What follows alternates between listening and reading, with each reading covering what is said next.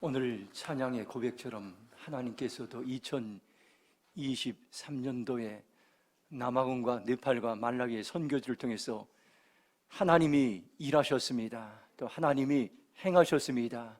우리는 약하지만 약한 저와 여러분들, 우리 공동체를 하나님께서는 사용하셔서 위대한 하나님의 일들을, 승리의 깃발을 남아공과 네팔과 말라위에 하나님께서 깃대를 세우셨습니다. 승리하신 여러분 모두를 축복합니다. 오늘 우리 교회는 한 해를 결산하며 또 새로운 한 해를 준비하는 교회 당회로 모입니다. 이제까지 여러분들 참 애쓰고 수고하셨습니다. 우리가 코로나로 또 세계 전쟁으로 인해서 어려운 때에 하나님께서는 여러분들 한 삶 한 삶을 사용하시고 또 격려하셔서 여러분들의 충성과 헌신으로 우리 대림평화교회는 든든히 세워졌습니다. 사도행전 9장 31절 말씀이 생각납니다. 그리하여 온 유대와 갈릴리와 사마리아 교회가 평안하여 든든히 서가고 주를 경외함과 성령의 위로로 진행하여 수가 더 많아지니라. 하나님의 마음이 담겨있는 말씀입니다. 예루살렘 교회는 평화를 누리면서 든든히 서가고 하나님을 두려워하는 사람들로 인해서 성령님께서 그곳에 은혜를 부으셔서 많은 사람들이 하나님을 믿게 되었습니다. 이것이 오늘 우리 대림평화교회를 향한 하나님의 마음인 것입니다. 우리는 가장 어려운 시기에 화성한 선교지를 위해서 최선을 다했습니다.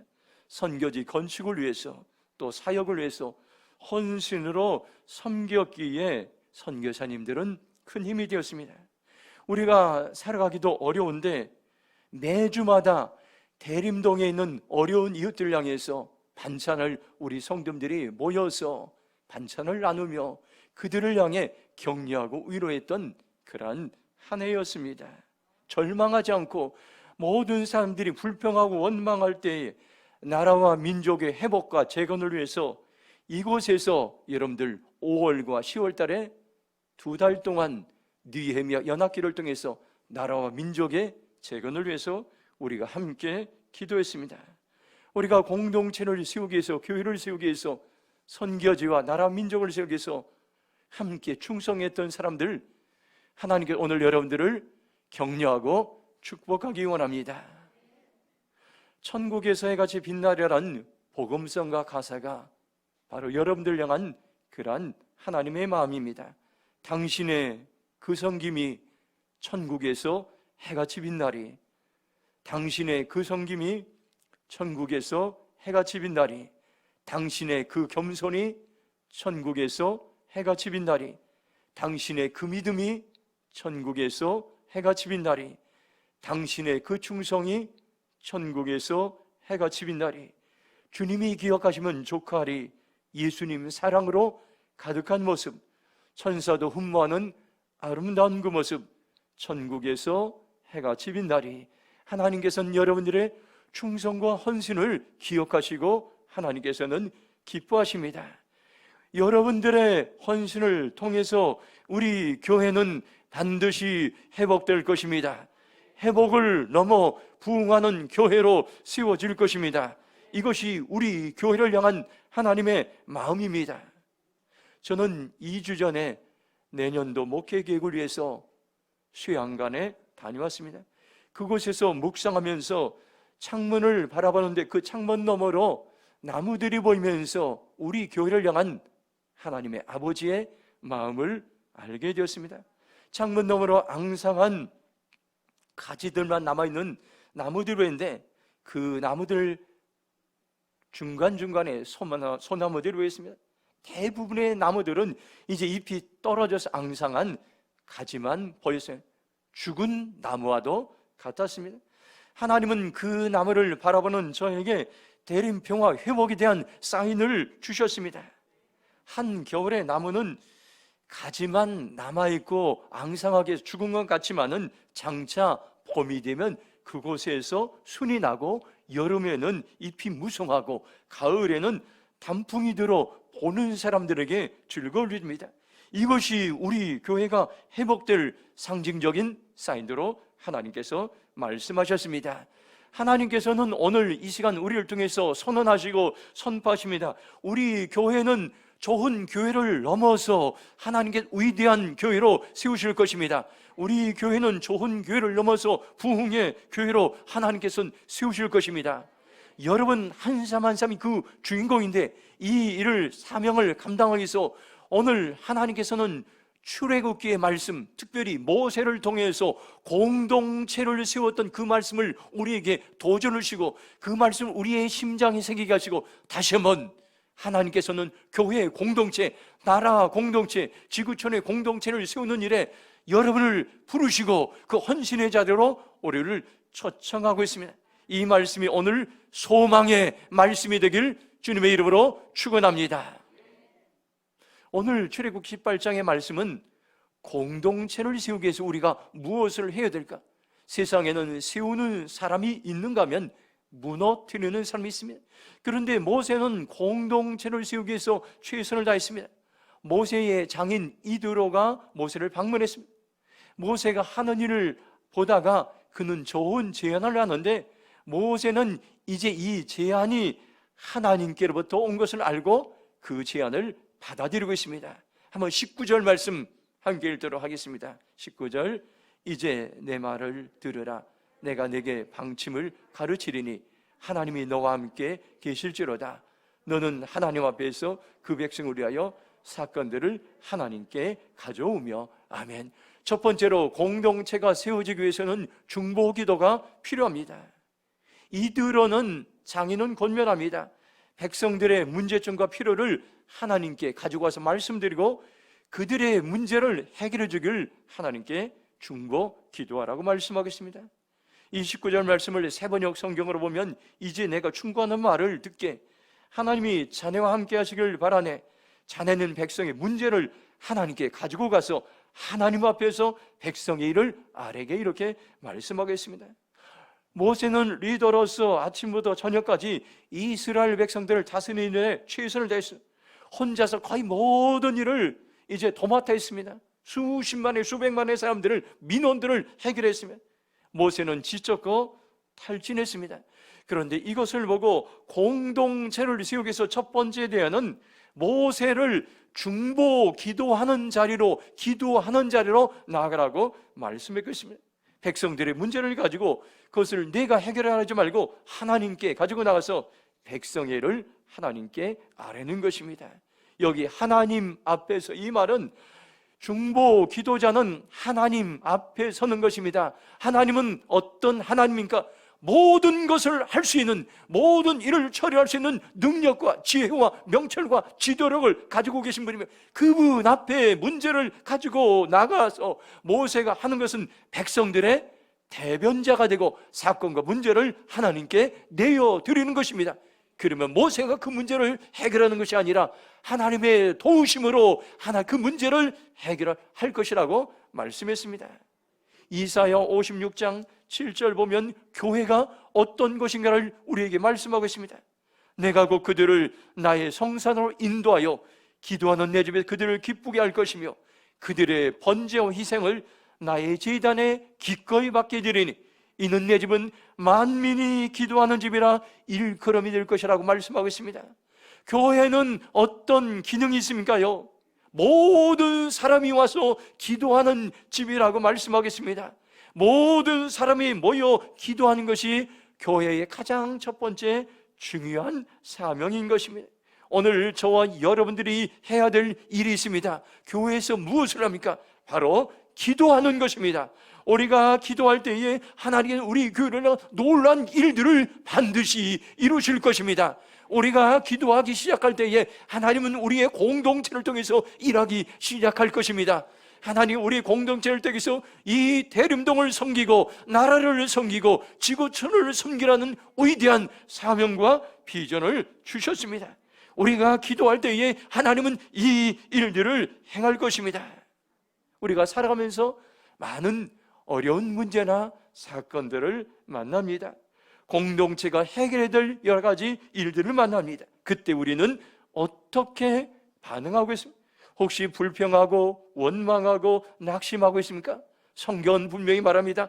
이때가 기도할 때라고 말씀하고 있습니다. 문제와 사건을 가지고 하나님께 기도할 때에 하나님께서는 일하실 것이라고 말씀하고 있습니다.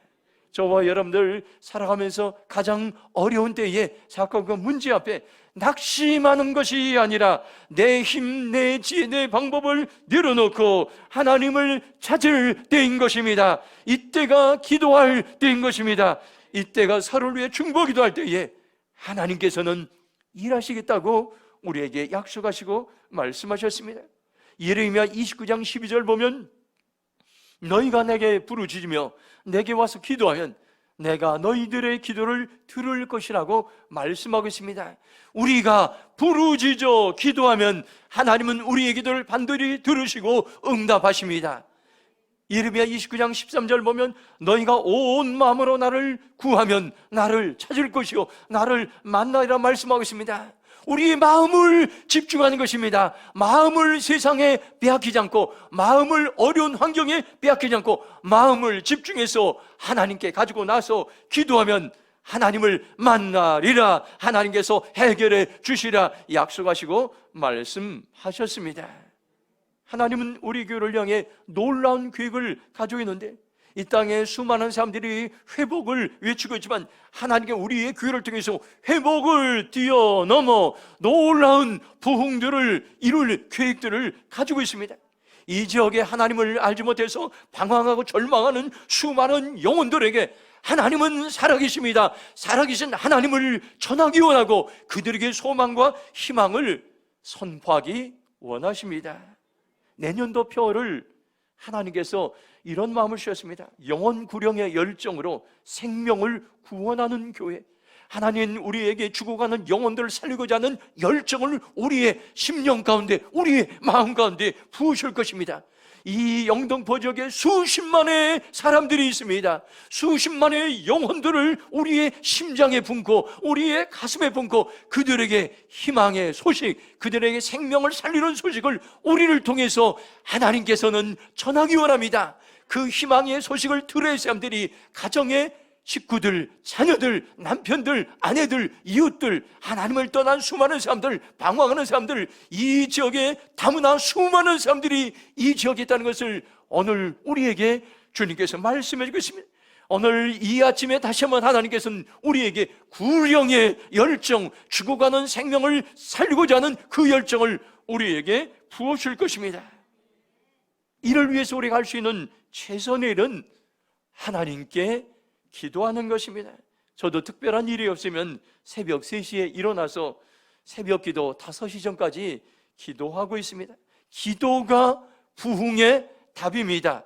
기도가 문제를 돌파하는 열쇠인 것입니다.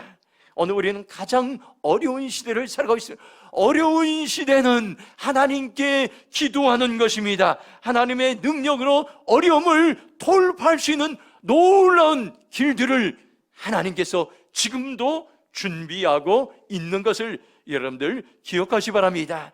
저와 여러분들 이 시간 결정하시 바랍니다. 이제는 내가 일하지 않겠습니다. 나의 지혜로 나의 방법으로 일하지 않겠습니다. 하나님이 일하실 수 있도록 내가 기도하는 삶을 살기로 결정합니다. 고백하며 나가기를 주님의 이름으로 축원합니다. 두 번째 말씀, 출애굽기 18장 20절 말씀 같이 읽겠습니다. 그들에게 율례와 법도를 가르쳐서 마땅히 갈 길과 할 일을 그들에게 보이고. 아멘. 두 번째로 공동체가 세워지기 위해서는 말씀의 기초가 되어야 된다고 성경은 우리에게 말씀해 주고 있습니다. 20절 말씀은 공동체를 세워나가기 위한 두 번째 대안을 말씀하고 있습니다. 모세가 해야 될 일은 백성들에게 하나님의 법과 명령의 말씀을 가르치는 것이었습니다. 그 가르침을 통해서 어떻게 살아야 하고 무엇을 해야 할 것인가를 보여주는 일이었습니다. 율례와 법도를 가르쳐서, 이 말을 제가 다른 여러 성경에 찾아봤습니다. 하나님의 법과 명령을 가르치라, 규례와 율법을 가르치라, 법도와 규례를 가르치라. 그들이 지켜야 될 규칙을 알려줘란 말씀이에요. 이 말씀 율례 법도를 이제 정리해 보면은 하나님의 법과 명령이고 이제 그들이 지켜야 될 규칙인 것입니다. 규칙, 하나님께서는 규칙, 명령의 말씀, 약속의 말씀을 주셨는데 그 말씀 따라갈 때에 소망의 삶이 있습니다. 그때의 모세는 수십만의 수백만의 사람들을 일일이 간섭할 필요가 없이 스스로 말씀 앞에 서서 말씀 따라서 여러분들 살아가는 성숙한 이제 백성들이 될 수가 있습니다. 디모데후서 3장 16절 보면 모든 성경은 하나님의 감동으로 된 것으로 교훈과 책망과 바르게 함과 의로 교육하기에 유익하다고 말씀하고 있습니다. 오늘 우리는 이 말씀의 확신을 가지시기 바랍니다. 이 말씀의 확신을 가지고 심장에 이 말씀을 불러 받아들이는 수많은 사람들이 나라 전체를 변화시켰던 놀라운 일들이 역사적으로 일어났습니다. 이 말씀을 여러분들 하나님의 말씀을 우리 심장에 새길 때에 때로는 교훈하고 때로는 책망하고 때로는 바르게 하고 때로는 의로 교육하기에 유익한 말씀을 줍니다. 이 말씀은 내비게이션과 같습니다. 오늘날 우리가 자동차를 운전할 때에 내비게이션이 굉장히 중요합니다. 그래서 내비게이션을 계속해서 새로운 지도로 업그레이드를 하는데 제가 그만 이제 내비게이션을 업그레이드해서 한참 이렇게 방치해둬서 이제는 그 내비게이션이 제 기능을 발휘하지 못해서 며칠 전에 제가 자동차 이제 그 서비스 센터에 가서 내비게이션을 업그레이드 받아온 적이 있습니다. 이 내비게이션은 우리의 생활에 굉장히 중요합니다. 어디로 가야 되는지 분명한 이제 방향을 제시해 줍니다. 성경 말씀도 우리에게 내비게이션이라고 성경은 분명히 말씀하고 있습니다. 교훈합니다. 4가지 유익인데 교훈, 우리가 어떻게 가야 될 길들을 수많은 사람들이 길을 잃어버린 시대에 살고 있는데 분명한 진리의 길을 성경은 제시하고 있습니다. 그리고 책망합니다. 잘못된 길로 접어들었을 때 경고하고 방황하지 않도록 도와줍니다. 그리고 바르게 합니다. 잘못된 길에서 돌아오라, 유턴하라고 성경은 말씀합니다. 그리고 의로 교육합니다. 처음부터 목적한 곳까지 계속해서 진리의 길을 걸어갈 수 있도록 격려하고 위로하고 힘을 줍니다. 여러분들, 우리의 공동체가 세워주기 위해서는 하나님의 말씀, 성경 말씀이 기초가 되렵니다. 사람의 지혜나 사람의 방법이나 사람의 능력이 되어서는 공동체는 흔들리게 되어 있습니다. 성장하고 부흥하던 교회들도 어느 한순간에 침체가 찾아옵니다. 그리고 때로는 세상에 무기력해 보이고 세상에 무능력하게 보입니다. 왜 그렇습니까요? 하나님의 말씀에 기초를 두지 않기 때문에 공동체가 흔들리기 때문인 것입니다. 오늘 저와 여러분, 우리의 공동체가 든든히 세워지기 위해서는 다시 한번 우리는 말씀 앞으로 나아가는 것이 참으로 중요합니다. 말씀이 우리의 교회의 기초가 되고 말씀이 여러분 삶의 기초가 될 때에, 말씀이 이 나라 민족의 기초가 될 때에 하나님께서는 이 땅을, 여러분 우리의 공동체를 다시 한번 세워 주실 줄로 믿습니다. 우리 교회가 가장 어려운 시기에도 계속 선교의 사명, 또 이 지역의 어려운 사람들을 이제 도와주고 또 교회의 기능을 감당할 수 있었던 비결이 하나님의 말씀에 있었습니다. 2016년 이후로 교회적으로 말씀 배가 운동을 하고 있습니다. 매일 개인적으로 성경 10장을 읽고 잠언을 1장을 읽고 시편 2장씩 읽습니다. 처음에는 굉장히 저도 어려웠습니다. 그런데 하면 할수록, 이제 계속해서 하면 할수록 20독 이상을 함께 했던 사람들은 하고 있습니다. 어떤 분들은 평생 이제까지 성경 1독도 못한 분이 있는데 6년 동안 최선을 다해서 말씀을 읽었을 때에 20독 이상을 하게 되었습니다. 매일 성경을 묵상하며 그 말씀을 읽을 때 그 말씀은 많은 사람들이 은혜를 어떤 사람들은 그 말씀을 읽다가 질병에서 치유 안 받고 또 어려운 재정을 돌파하고 많은 하나님의 은혜들을 경험했던 것입니다. 오늘 저와 여러분들 다시 한번 말씀의 자리로 나아가시기 바랍니다. 말씀의 자리로 나아가는 것은 2가지 길밖에 없습니다. 말씀을 가르치는 자리에 있든지 말씀을 배우는 자리에 있든지 둘 중에 하나를 선택하는 것입니다.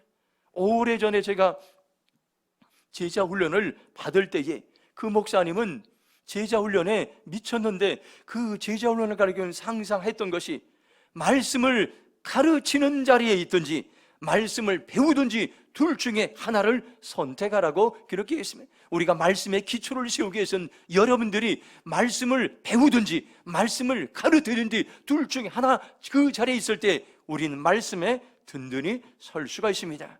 출애굽기 18장 20절 상반절 보면 그들에게 율례와 법도를 가르치라고 말씀하십니다. 말씀을 가르치는 사람인 것입니다. 말씀을 가르쳐서 기준점을 제시하는 것입니다. 그리고 출애굽기 18장 20절 하반절 보면 마땅히 갈 길과 할 일을 그들에게 보이라고 말씀하고 있습니다. 말씀을 가르치기 전에 어떻게 합니까요? 그 가르치려는 말씀을 내가 삶을 통해서 살아내고 롤 모델 되어서 그 살아낸 말씀을 그들에게 가르치라고 성경은 말씀하고 있습니다. 개인이 회복되는 길이 있습니다. 가정이 회복되는 길이 있습니다. 교회가 회복되는 길이 있습니다. 나라가 회복되는 길이 있습니다. 다시 한번 하나님의 말씀에 귀를 기울이고 순종할 때에 여러분들 무너진 영역들이 세워지고 회복되고 재건되는 놀라운 일들이 우리 안에 일어날 것입니다. 저는 개인적으로 한스 허그의 부이야기가 늘 마음에 감동이 되고 도전이 됩니다. 200년 전까지만 하더라도 노르웨이에 있는 세상에서 가장 가난하고 그리고 자유도 없고 억압된 나라였습니다. 현재는 부유하고 자유가 보장된 나라입니다. 이 나라가 이렇게 변화되기까지는 한 젊은 청년 29살의 한스 허그라는 청년이 있었습니다. 29살까지 그 청년은 하나님을 알지 못했습니다. 그런데 어떤 한 사람이 노방전도를 통해서 길거리에서 이 한스 허그에게 전도지를 주며 이제 성경에 대해서 말씀하고 있습니다. 그리고 이 성경 말씀을 통해서 이제 하나님의 자녀가 되는 비결을 알게 되고 이 성경 말씀은 그 노르웨이의 무너진 모든 정치, 경제, 사회, 매스미디어, 정부, 가정 모든 영역을 회복시킬 수 있는 길이 성경 안에 있다는 그 원리를 알게 되었습니다. 그리고 이 허그는 부지런히 성경을 읽고 연구하겠습니다. 성경을 너무 많이 가리키고 말씀에 확신이 있어서 그는 감옥에 가서 오랫동안 고통을 당하게 됐습니다. 그러나 그는 이제 꺾이지 않았습니다. 계속해서 성경을 읽고 그리고 성경에 관한 책을 펴내고 그 이제 책을 통해서 노르웨이 수많은 사람들에게 이제 성경에 대한 원리를 가르치기 시작하고 그리고 그 나라는 변하기 시작했습니다. 그 나라는 가장 가난했던 나라가 부유한 나라로 그리고 부정부패가 가득했던 나라가 여러분들 정직한 나라로 변화되었던 것입니다. 노르웨이의 사고를 나라 전체 영역을 바꾸는데 한스 허그라는 한 사람의 성경의 원리의 확신을 가지고 성경 말씀의 불을 가지고 헌신했던 그 한 사람을 통해서 노르웨이 나라 전체가 바꾸어지고 변화되었던 것입니다. 오늘 우리는 다시 한번 하나님의 말씀에 기초를 세우는 것이 얼마나 중요한가를 우리에게 말씀해 주겠습니다. 마태복음 4장 23절 보면 이렇게 말씀합니다. 예수께서 온 갈릴리에 두루다니사 그들의 회당에서 가르치시며 천국 복음을 전파하시며 백성 중에 모든 병과 모든 약한 것을 고치시니 말씀하고 있습니다. 예수님이 하셨던 3대 사명, 예수님께 이 땅에 계실 때에 평생 하셨던 가장 중요한 사명을 한마디로 마태복음 4장 23절은 말씀하고 있습니다. 첫째, 회당에서 가르치셨습니다. 예수님께 늘 하나님의 말씀을 가르치. 둘째, 천국 복음을 전파하셨습니다. 복음을 전파하셨. 셋째, 모든 병과 모든 약한 것을 고치 치유 사역을 감당했던 것입니다. 이것이 교회를 세우는 기초인 것입니다. 교회가 해야 될 사명인 것입니다. 오늘 우리 안에 다시 한번 오늘 예배를 드리는 우리의 공동체 안에 이러한 말씀의 불이 임하기를 주님의 이름으로 축원합니다. 우리 교회는 반드시 말씀의 부흥이 일어날 것입니다. 매주마다 말씀의 부흥이 일어날 것입니다. 그러면 하나님께서 우리의 교회 공동체를 통해서 지역과 민족과 지구촌을 섬기는 든든한 교회로 세울 거라고 약속하고 말씀하죠. 여러분들이 말씀의 기초를 세운다면 여기에서 대림동을 살리는 리더들이 세워질 것입니다. 여러분 안에 심장 안에 말씀의 볼이 있으면 나라를 세우는 리더들이 일어날 것입니다. 여러분의 심장 안에 말씀의 볼이 있으면 지구촌을 살리는 리더들이 일어날 것입니다. 이것은 사람의 힘과 방법으로 되는 것이 아니라 하나님의 말씀으로 가능하다는 것을 여러분들 기억하시고, 오늘 주님 제게 말씀의 불을 내 심장 가운데 허락해 주옵소서 고백하며 나가기를 주님의 이름으로 축원합니다. 마지막으로 출애굽기 18장 21절 말씀 함께 읽겠습니다. 너는 또 온 백성 가운데서 능력 있는 사람들 곧 하나님을 두려워하며 진실하며 불의한 이익을 미워하는 자를 살펴서 백성 위에 세워 천부장과 백부장과 50부장과 10부장을 삼아. 아멘. 세 번째로 공동체를 세우기 위해서는 함께 일해야 합니다. 공동체가 세워지기엔 세 번째 대안을 말씀하겠습니다. 혼자 일하면 찾아오는 것이 쉽게 지치고 탈진하는 것입니다. 출애굽기 18장 18절을 보면 너와 또 너와 함께한 이 백성 필경 기록이 세워리니 일이 네게 너무 중함이라 네가 혼자 할 수 없으리라 말씀하겠습니다. 이 말씀을 새번역 성경으로 보면 이렇게 하다가는 자네뿐만 아니라 자네와 함께한 이 백성도 아주 지치고 말 걸세, 이 일이 자네에겐 너무 힘겨운 일이어서 자네 혼자는 할 수 없네, 이렇게 번역하고 있습니다. 모세는 아침부터 저녁까지 이스라엘 백성들을 통솔하는데 거의 혼자 도맡아 있습니다. 그 결과 지치고 기다리던 백성들도 지쳤습니다. 모세에게는 너무나 힘겨운 일이었습니다. 대안은 함께 일하는 것입니다.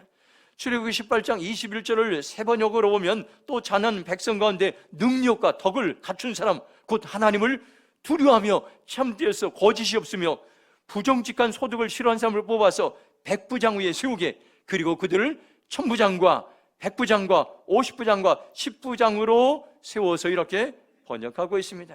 함께 일하기 위해서는 준비해야 될 것이 바로 이제 능력과 덕을 갖춘 사람이라고 말씀하고 있습니다. 능력 있는 사람은, 덕을 갖춘 사람은 하나님을 두려워하는 사람, 거짓이 없는 사람, 부정직한 소득을 싫어하는 사람이라고 구체적으로 말씀하고 있습니다.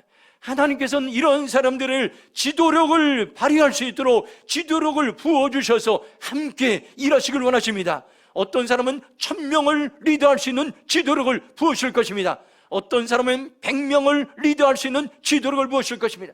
어떤 사람은 50명, 10명을 지도할 수 있는 지도력을 부으실 것입니다. 이들을 통해서 하나님께서는 함께 일하기 원합니다. 교회는 할 일이 너무나 많습니다. 주방에서 해야 될 봉사할 일이 있고, 또 재정으로 봉사해야 될 일들이 있고, 또 선교지를 위해서 봉사하는 사람들이 있고, 또 여러분들 반찬 나눔을 위해 봉사할 사람들이 있고, 예배를 위해서 봉사들, 여러분의 찬양을 봉사, 너무나 많이 있습니다. 하나님은 이 일들을 위해 여러분을 부르시고 있습니다. 여러분에게 재능과 은사와 달란트를 주신데 그것을 이제는 사용하라고 말씀해주고 있습니다. 함께 일하는 자리로 나오라고 주님께서 말씀하고 있습니다. 사도행전 6장 3절에 이렇게 말씀합니다. 형제들아, 너희 가운데서 성령과 지혜가 충만하여 칭찬받는 사람 7을 택하라. 우리가 이 일을 그들에게 맡기고, 이렇게 말씀하고 있습니다. 초대교회의 공동체의 여러 가지 위기가 된 어려움이 찾아왔습니다.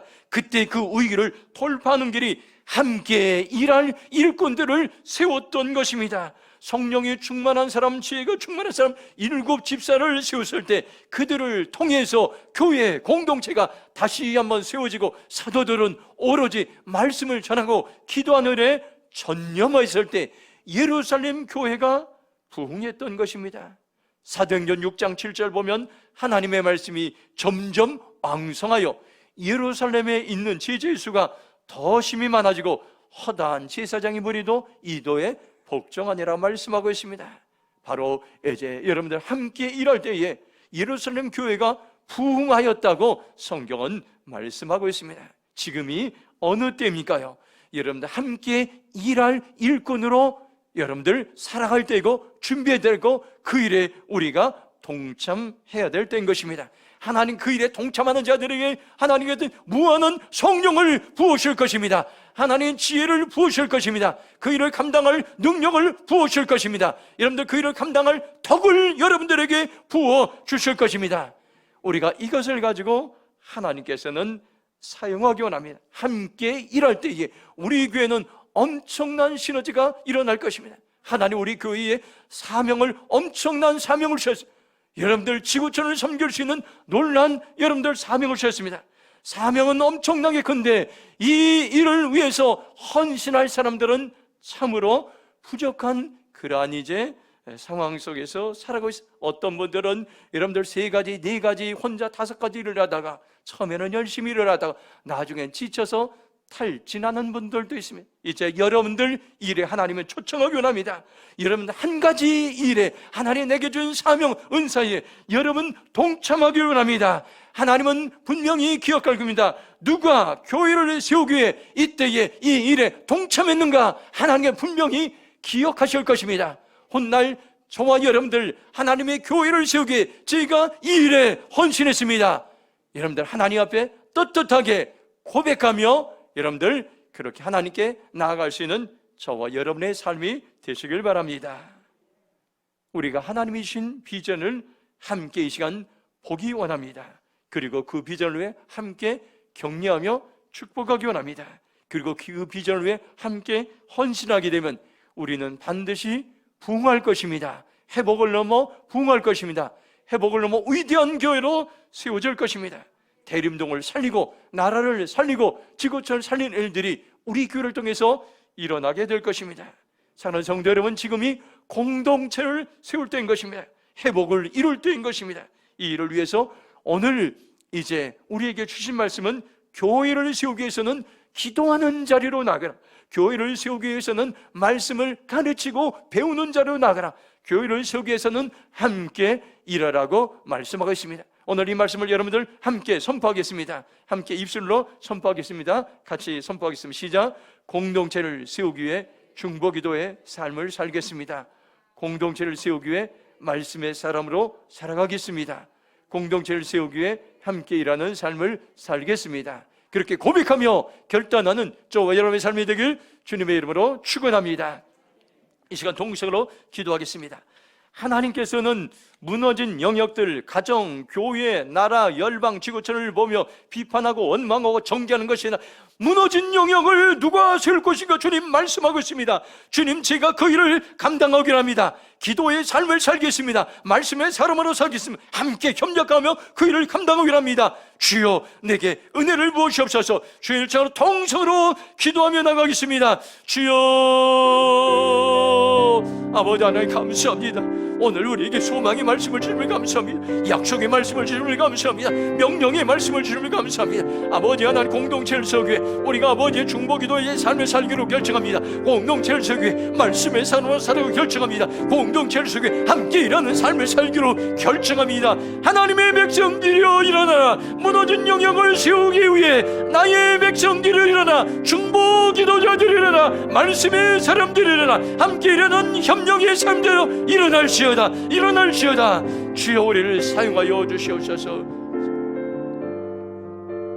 하나님 감사합니다. 가장 어려운 때에 하나님 교회 공동체를 세우기 위해서 우리를 초청하시고, 특별히 아버지 하나님 모세의 고백을 통해서 우리가 어떻게 공동체를 세울지 알게 하시고 보여주시고 깨닫게 하심을 감사합니다. 우리가 날마다 중보기도자의 삶을 살겠습니다. 말씀의 사람으로 살아가겠습니다. 함께 이런 삶을 살기로 결정합니다. 성령님 은혜를 부어 주시옵소서. 감사하며 예수님의 이름으로 기도했습니다. 아멘.